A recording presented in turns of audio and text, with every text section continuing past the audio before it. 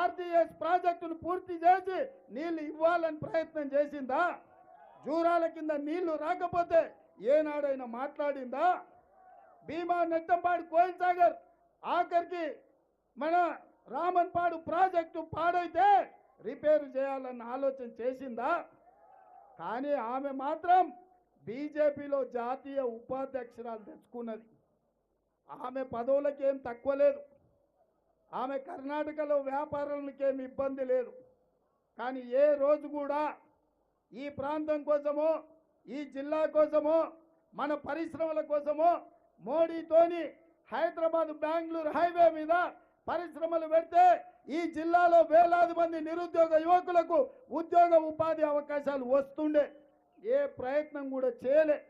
మరి ఇవాళ అర్ణమ్మ ఏ రకంగా మనల్ని వచ్చి ఓటు అడుగుతుంది? ఇవాళ అర్ణమ్మ అంటుంది రేవంత్ రెడ్డి నా మీద పగబట్టిండని.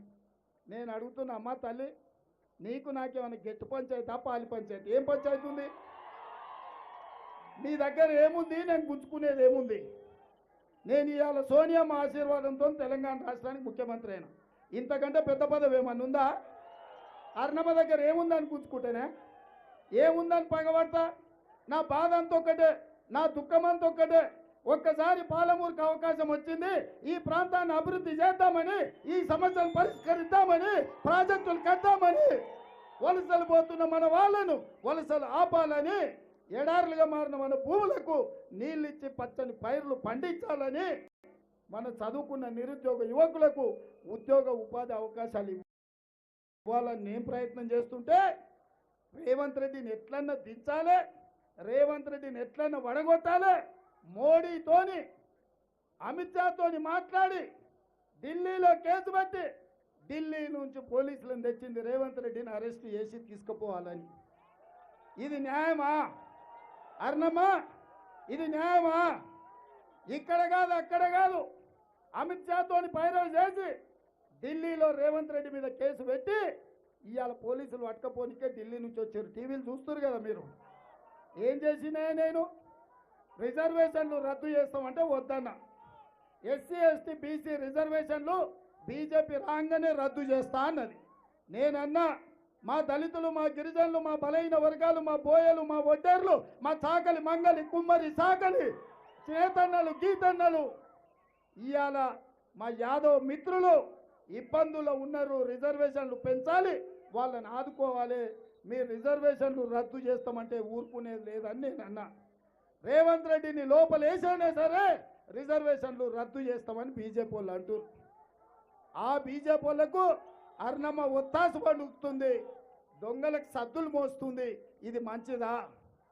ఇవాళ ఢిల్లీ నుంచి వచ్చిన దొంగలకు అర్ణమ్మ సద్దులు మోసి ఇవాళ దళితుల, గిరిజనుల, బీసీల రిజర్వేషన్లు రద్దు చేపించడానికి కంకణం కట్టుకొని బయలుదేరింది. ఆమెనా మనం గెలిపించేది? మీకు తెలియదా? గద్వాలో ఏం చేస్తారో తెలియదా? దొంగసారాయి దోలేటోడు ఎవడు? కల్తీ కళ్ళు అమ్మేటోళ్ళు ఎవరు? క్రషర్ మిషన్లు ఎవరివి? రోడ్ల కాంట్రాక్ట్లు ఎవరివి? సారాయి దందాలు ఎవరివి? ఇన్ని దందాలు చేసేటోళ్ళు ఇవాళ నన్ను బెదిరించి నన్ను తప్పని మాట్లాడుతున్నారు మిత్రులారా.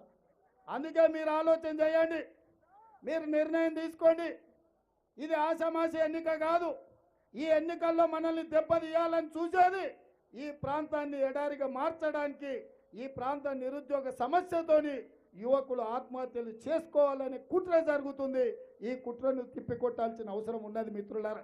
అందుకే ఇవాళ మీ దగ్గరకు వచ్చిన, మీ ముందు నిలబడ్డ, మీరు నాటిన మొక్క జడ్పీటీసీగా 2006లో మిర్చిల్లో స్వతంత్రంగా గెలిపిస్తే సరిగ్గా 17 సంవత్సరాలు తిరిగే లోపల మీరు నాటిన మొక్క వృక్షమై తెలంగాణ రాష్ట్రానికి ముఖ్యమంత్రి అయిండు. ఏ తల్లి అయినా తన బిడ్డ బాగుపడితే, తన బిడ్డ ఎదుగొచ్చి 10 మందికి సాయం చేస్తే సంతోషిస్తుంది, ఆశీర్వదిస్తుంది.